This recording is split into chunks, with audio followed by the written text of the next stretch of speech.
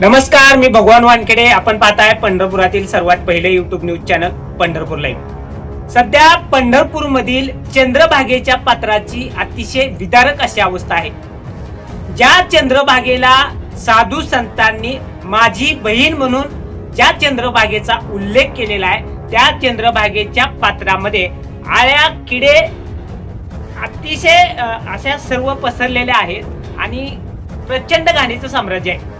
याच संदर्भामध्ये आज पंढरपूर मधील समाजसेवक गणेश अंकुशराव हे चंद्रभागेच्या पात्रामध्ये नदीच्या पलीकडे जो इस्कॉनचा घाट आहे त्या परिसरामध्ये गेले होते. या परिसरामध्ये शासनानं नमामि चंद्रभागा या योजनेखाली काही मशीन्स या पात्रामध्ये बसवल्यात. या मशीन्स या पात्रातील जी पाणी आहे ते शुद्ध करण्यासाठी, स्वच्छ करण्यासाठी बसवलेले आहेत. यासाठी कोट्यावधीचं टेंडर शासनानं काढले. या प्रोजेक्टसाठी कोट्यावधी रुपयांचा निधी सुद्धा शासनानं उपलब्ध करून दिलाय.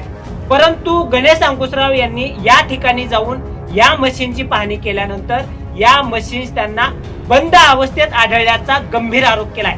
याच बरोबर गणेश अंकुशराव यांनी या ठिकाणी विशेष उल्लेख केलेला आहे की या मशीन ज्या बसवलेल्या आहेत या मशीनसाठी वर्षाकाठी या मशीन जे चालवते, जो कोण व्यक्ती चालवतोय, ज्यांनी कुणी या ठेका घेतलेला आहे त्यांना दिले जाते.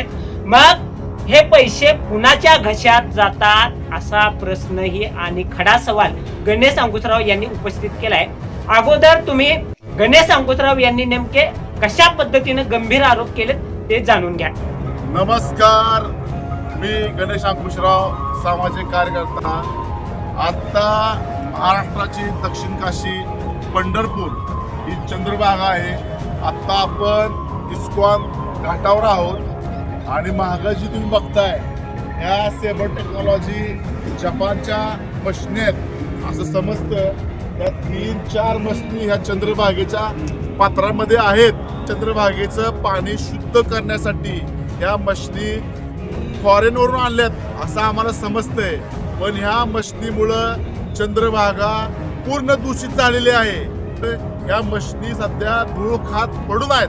फक्त ह्या मशीनच्या नावाखाली ठेकेदार जगवण्याचं काम हे शासनाकडनं चालू आहे. आज कमीत कमी आतापर्यंत 5 ते 7 कोटी रुपये बिल त्या ठेकेदाराने काढले. उकडण्याच्या मशीनी नुसतं चंद्रभागेत दाखवून टिकावं करून कमीत कमी 6 ते 7 कोटी बिल आतापर्यंत उचललेलं आहे. आणि कमीत कमी 28 ते 30 कोटीचं बजेट वार्षिक या मशीनचं आहे.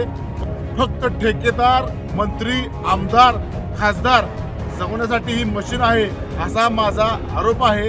कारण ह्या मशीन तर चांगली असली असती तर चंद्रभागेचं पाणी स्वच्छ निर्मळ राहिलं असतं. पण या मशिनी टाकल्यापासून हे पाणी पूर्ण खराब झालेलं आहे आणि बंद अवस्था आहे.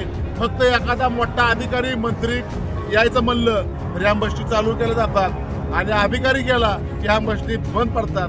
शासनाला अशी विनंती आहे, या मशीनचा आका कोण आहे, या मशीनचा गॉडफादर कोण आहे, या मशीनचं उत्पन्न कोणाला आहे आणि ह्याची चौकशी, सखोल चौकशी झाली पाहिजे. मशिनी खरंच चांगल्या आहेत का, वाईट आहेत का, याचा कुठं तर अभ्यास झाला पाहिजे. लवकर या मशीनचा बंदोबस्त नाही केला तर आम्हाला महर्षी वाल्मिकी संघाच्या वतीनं तीव्र आंदोलन करावं लागेल. तर तुम्ही पाहिलं, गणेश अंकुशराव यांनी खूप मोठे गंभीर आरोप या ठिकाणी केलेत.